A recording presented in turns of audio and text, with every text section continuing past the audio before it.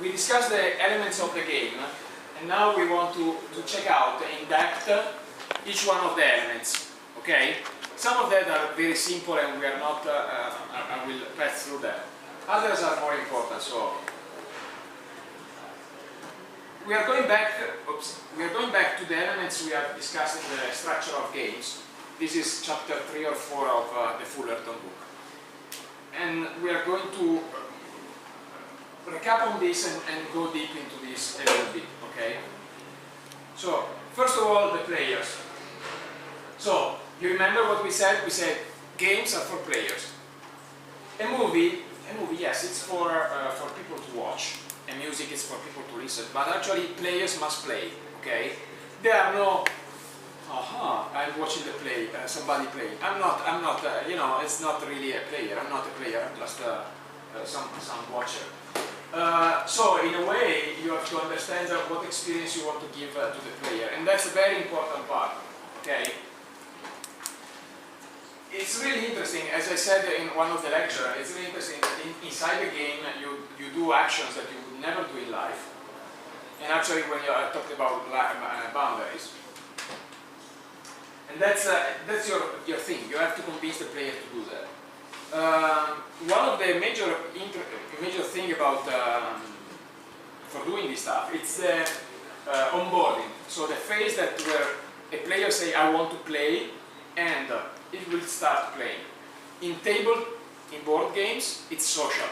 I said, Federico, do you want to play? Yes, let's go to the pub, have a drink, and let's play cards. Okay, there is a social part in that, and that's all the preparation about that. Finding a meeting at home with friends, etc., etc. In video games, this one is much more technical, even if sometimes, like for Guitar Hero, it's extremely physical, and it's extremely, yes, it's physical, okay? For World of Warcraft, it's me that I'm deciding my character with all the tables, or Dungeons and Dragons the same. There are parts that are really physical, exactly as with Wii. Okay, with Nintendo's Wii. One of the things that you have to understand, and you can work on that, you can work on the number of players. Obviously, when you design a game, you have to think about what is the your target number of players. So, Monopoly is for 2 and 8, the massive MMOs are for 10 to 1,000. One of the important things is that when you're playing this, when you're thinking about the players and the number of players and the number of players allowed, is that generally speaking, most games have uniform roles. Okay, I play with FIFA with another guy, and I'm playing. We are 2 players, each one for team. Okay, there are cases in which this is not possible, and these are cases where I can turn this differently. Okay, I can have Splinter Cell-like games or stealth game where one is the hunter and the other one is the hunter. Okay, so immediately my approach and the feeling that everybody is taking is different. I have to say that even in small games like in commercial games, when you play even in WoW or when you play the Dungeons and Dragons, if you were still playing the same more or less role, but even the different characters would have really different feelings. For instance, I was a thief in Advanced Dungeons and Dragons, and my way of playing was completely different than the paladin, for instance. One of the things that you have to understand is what you want the player to do.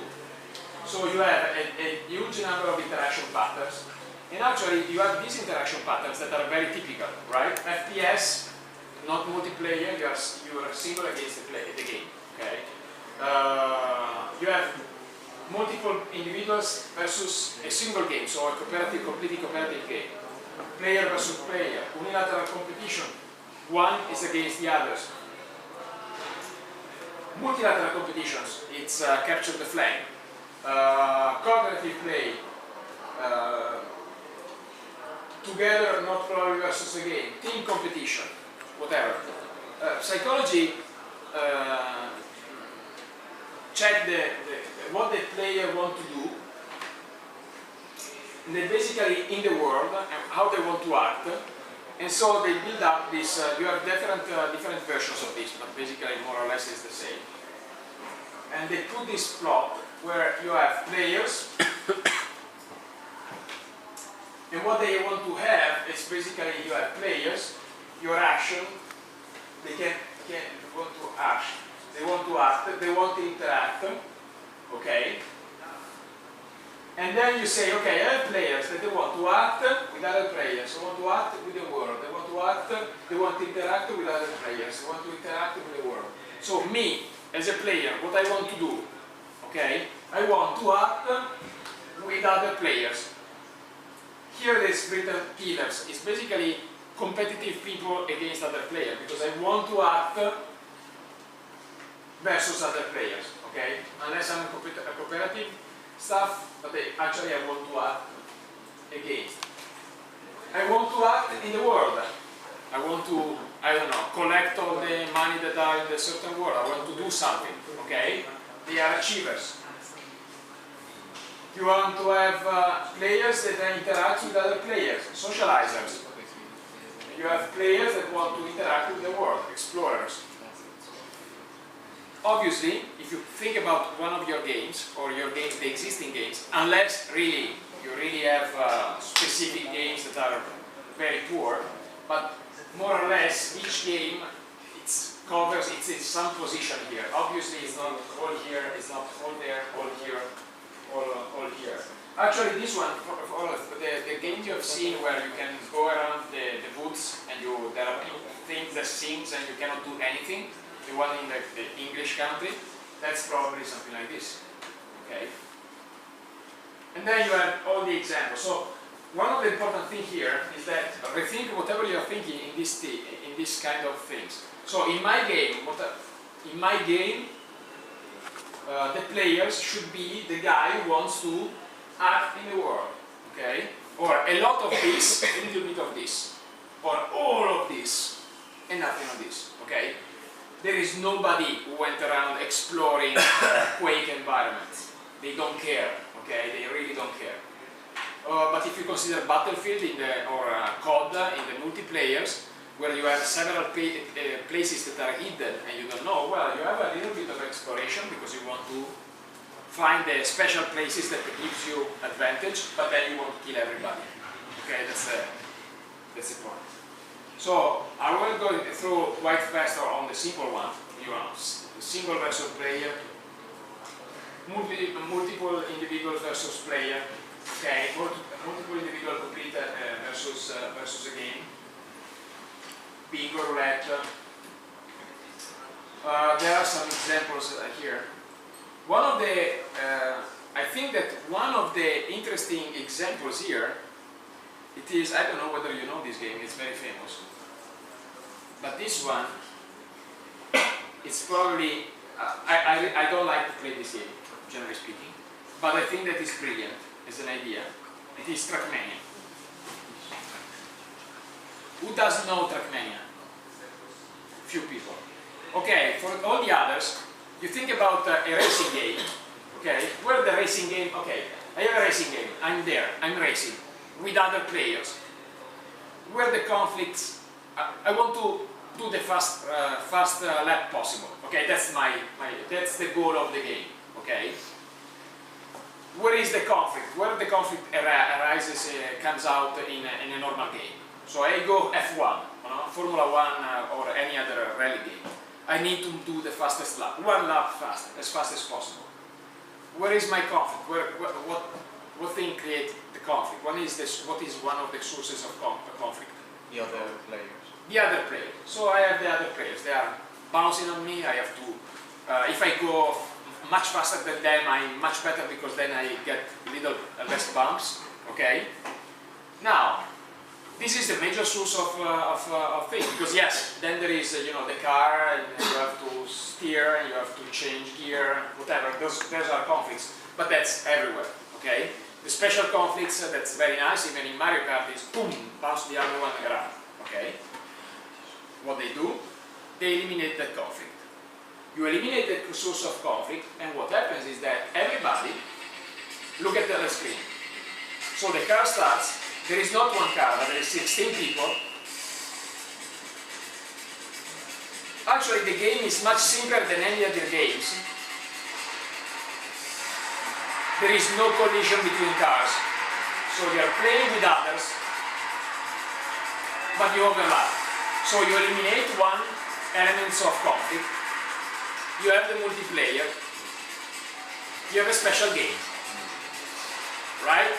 Because from your faces, from the people who didn't see it, they are saying, really? It's really weird, right? And what you do, to take the standard concept of a racing game, and you actually eliminated one of the source of conflict. Consider this. If I keep the collision, programming-wise, it's much more complex. I must pay attention to the collision. My code must check the collision. If I want to do it good, if I get a collision, there must be damage there, so it must be it's more elaborate. This one is very simple. You play together, nobody else, but everybody has to do the fastest lap possible. Isn't that amazing? Concept-wise, it is really amazing. I have to say, I don't like it particularly, but I recognize it's really an amazing stuff. One example you have that's really rarely used in games. It's unilateral competition. It's one against the other, and we have different roles. The example of this, maybe I'm going to organize one day for whoever wants to play some board games. If you play Scotland Yard, that's the typical example, right? The mechanics is completely different. It was very difficult to think about a game like this on a PC before the network. Right now it's much easier, but it's still not used that much, okay? And what it makes it really fun for Scotland Yard when I tried it the first time is that I was playing with my student. And the thing is that you are trying to catch up his eyes to understand what he's watching, etc. One thing that you can have something like this is like Splinter Cell, okay? When you might have the roles that are.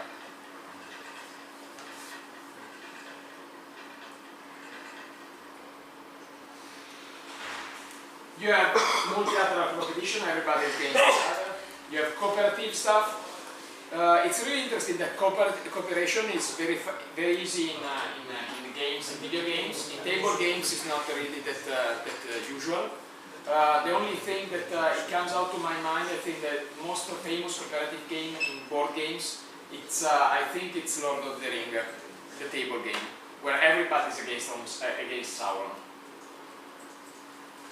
You have team competitions, and that's where you want to, where you can work. Okay, you can make it special by modifying modifying the interaction between players. So Trackmania modify the interaction between players. Okay, you can modify the objectives. Okay, and the objectives are the thing that motivates me to go to play a game. Okay.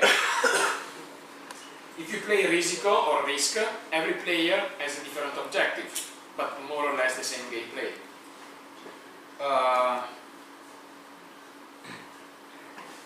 You should stop and think about the games you know, and think about the different type of objectives you have. Okay, are there games with multiple objectives? Any idea?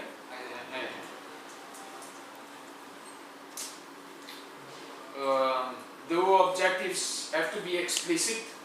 World of Warcraft doesn't have an explicit objective. I can go around and play World of Warcraft without having an objective, without taking any money, without leveling up. Okay, it's probably a really crappy game, but still I can do it. Can have player-determined objectives. If I introduce something like this, you have to do this, chosen by other players, then I introduce something different. But then you have the standard ones. You have the capture. So capture games are the typical thing where you have something to destroy from the opponent, and you can think of StarCraft, Warcraft, whatever you have to conquer the other bases. You have to get all this oil, you can get all this money, like in Monopoly, for instance. That's very, very simple. You can have chase objectives. That's very typical in racing, like Need for Speed or other games. What is Need for Speed Outlaw? No, the one that we are always chasing something. Or either you are a policeman that are chasing the bad guy, or the other guy that's trying to.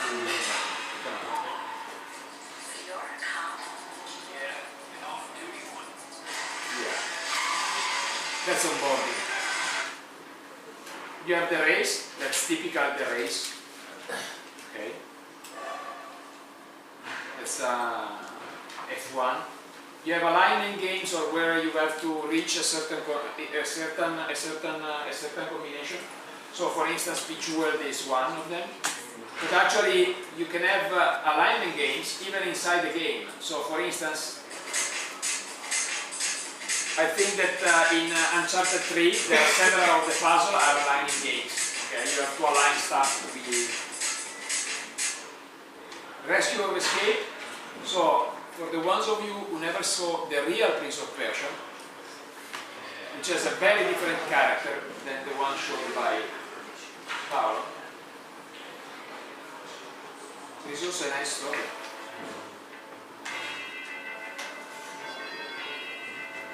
Brotherbound made amazing.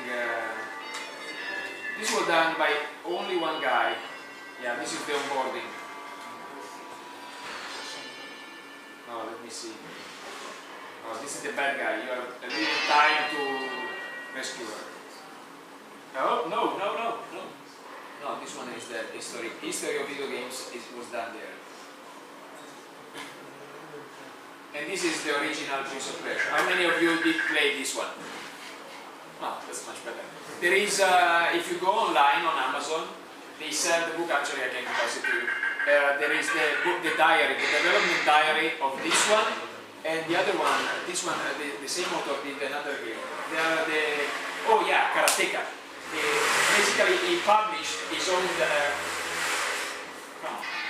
he published the two development diaries, which was very nice. The gameplay is very simple. I remember that I spent, yeah, maybe. If they continue like that, we do a sauna for some minutes. How many of you did play Lemmings? Lemmings. You didn't play Lemmings? This made history. It was, yeah, I played it with on a green CRT. It was on an Apple II. It's basically a game where you have to make lemmings that are kind of mice survive. So you have different guys with different roles. 10 that are the crawlers, one that can jump and has umbrella, one can escape. So from time to time, these guys do a very simple stuff. They go down and go right. So you have, there is the guy that is basically on top of them is doing. Here they don't do nothing. So you select one player and you do the player, you make it there. Then you make it escape, you're going to make a tunnel here so that these guys that are going bouncing, they are going to follow that. Actually it was wrong. So it decided to draw here. And the thing is, save at least 95% of the elements. It made history as a gameplay, right?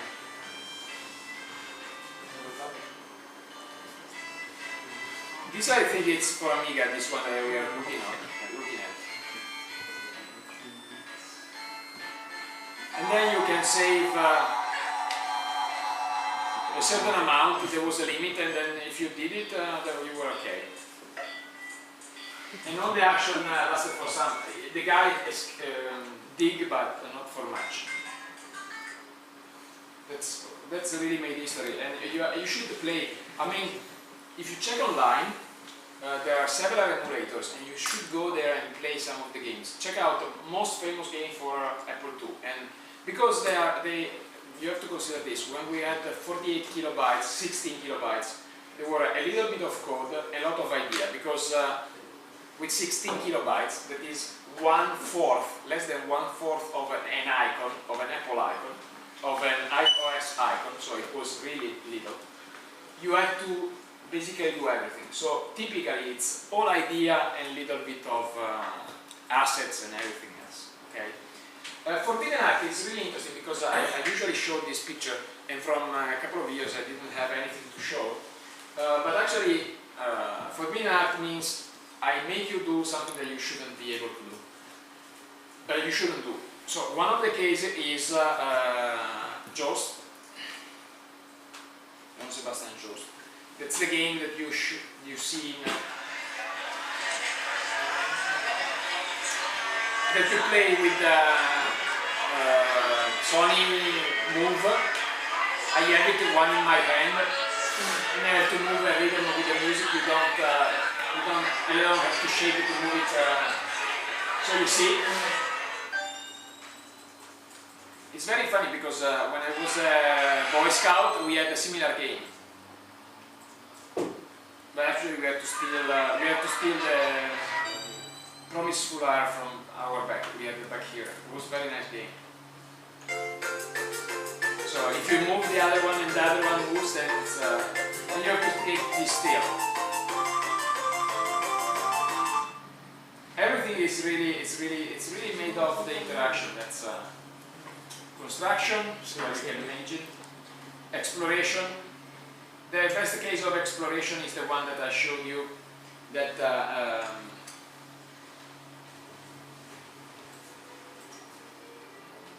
that's the game Paolo Taglieri talked about, where you are around and there are only things that you can explore. Oh, actually no, this is another one. No, this is the other one. This is the new from Blow. Yeah. This is the Witness by Jonathan Blow. And it's basically a complete island with some of the puzzle. But the exploration of the island with respect to the amount of puzzle is really... It has been in development for a while. This is how you do exploration now, you know. Prepare yourself, this is how we did exploration a long time ago.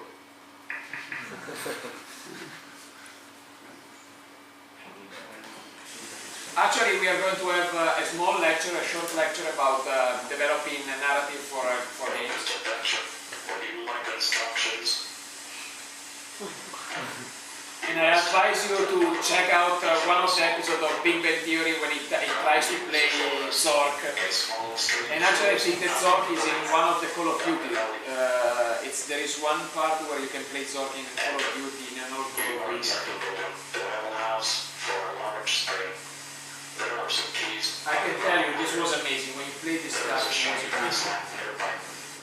And then you have the puzzles. Okay, you have puzzles. Monkey Island was one of the. And then outwit basically means that you're better than the other one in some cases. Diplomacy, Trivial Pursuit. If you play the guys who did Razzle, they did a kind of a triad, tic-tac-toe, where you had to answer questions. So you had to play tic-tac-toe in a certain way, but if you couldn't answer the question, then you wouldn't be able to do that. As I said, procedures and rules are really the standard ones. So it's really, but it is the standard one. So you know, most of the games have a standard procedure, a starting procedure, a progression of action, some resolving action. The important part is not to say, oh my god, the list, I have to know it, etc. But if I want to change a game and I want to come out with another idea, I might as well change the procedure. Knowing, yes, there will going to be a starting procedure, and usually in RPG it's typical build the character. I will do something else, okay? I will do something else. Whatever happens, that the one that jumped to initialize the phone or the game, that could be okay. And then here you have an example for all the procedure you can have. Okay, that's an example of Super Mario.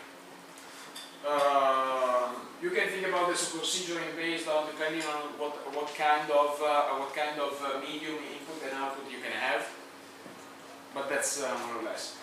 Rules, if you think about when I say take a game and modify it, you can actually modify one rule. As I said, think about poker, and you win if you have the less possible combination of cards, if you die sooner than the others, etc. And in a way, you could see, also check out what are the rules that define objects, that restricts actions, etc. The important part here, it is to, for me, it's not the fact that it's a very good list, I have to remember it. No, it's that if I look at a game, I check out what are the possibilities, what are the rules that it makes, and where I can modify it, okay? For instance, can I modify Mario without jumping? Right now, I don't have an idea to do that, okay? But if I eliminate the jump from Mario, that's really bad, okay, in my opinion. Right now, I'm not sure, maybe I have the game of my life in my mind. One of the things that is really interesting is to, as an exercise, this is a very nice exercise. The goal is to understand how many rules you have. So what you do is to take a game, and you take blackjack or poker or a simple game, because otherwise it becomes explode. You write down the rules, then you forget about the game and you only follow the rules, okay? This is an exercise to understand how many rules we have, and we understand that we don't explicitly have, okay? Some of them are written inside the game. As I said, one of the ways to use a game, it's basically to work on the resources. Okay. As Paolo said, as I said, if you make a game and you give ammunitions to everybody in loads and loads, then you have a game. If you restrict the amount of money, if you restrict the amount of ammos, if you restrict the resources, you have another gameplay. And of course, you can have lives that are the typical ones, units, whatever it is, health or products, like currency, etc. Okay? Even time, it can be resources, and now we are going to see an example about that.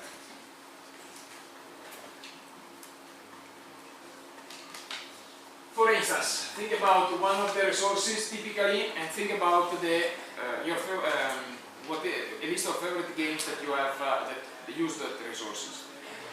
Conflict, as I said, conflict is the most basic one. Conflict emerges from the players trying to accomplish the goals of the game within its rules and boundaries. So inside the game, we are taking the rules and taking the boundaries, and we are doing our best. That's our conflict. So in Quake, stay alive while the player or non-player opponents try to kill you, etc. As I said, the outcome will be uncertain. Otherwise, players don't play. It could be interesting to make a game where you are certain that the end is going to be a certain time. Well, you're going to die anyway, that's true. But on the other hand, it could be an interesting thing. So I have a list of homework. It's actually creativity exercises. So reconsider some of the games you played in terms of formal elements, if you want. But my idea is that while you're working on the concept and you think about, I want to make a game like Super Mario, but I don't know what to do, you think back again to Super Mario, you think about the formal elements. So Mario has this conflict, that conflict, he has to collect coins, he has to do this, he has to do that, change something like this. Because if you identify the elements, by changing that, by mutating the game, you can actually find something different, okay, completely different. As I said, take another game and change one of the formal elements. Develop a concept. This is one that I want to do now. Actually, I want to do now, so I need Federico, come. I want to. So one of the things that I really wish you to try. This one I really wish you to try. It is develop a concept of a game that only uses few cubes and objects, characters, opponents, etc. So the idea is this, bluntly said, you're going to see it. If you open up Unity, okay, you have cubes, spheres, cylinders, a kind of tic-tac candy, but you don't never use it. I mean, it's used in all the tutorials. It's used for the FPS, but I never use it. And you have planes, but actually planes are even worse than other things, so you usually use cubes, okay? Cubes or parallelepipeds, what's the name in English? So the point here is, think about, you are there, you are finally have Unity 3D downloaded, then I will send all the links obviously. You have Unity 3D downloaded, you want to do a game, you are not an artist, you barely see colors, so you want to, yeah, that's me. I can tell you, I was doing a very small game and I didn't finish it yet. It took me, it was like Razzle, it took me 6 hours to do the whole mechanics. It took me 18 hours to choose the colors, so that's me, so I can tell you. And I didn't finish yet. So that's the idea. That's you open up Unity. You only have cubes. You only have spheres, and you only have maybe planes. And that's your component. Try to do a game with all those components. I can tell you that there is one game that it was very famous, and it was basically done with those elements. It was amazing.